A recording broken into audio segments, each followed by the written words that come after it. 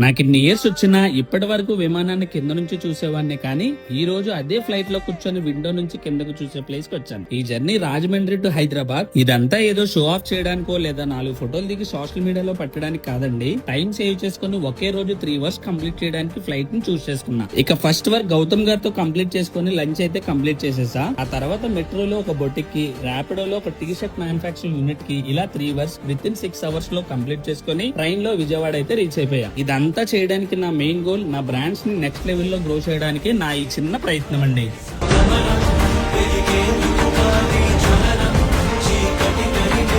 చలనం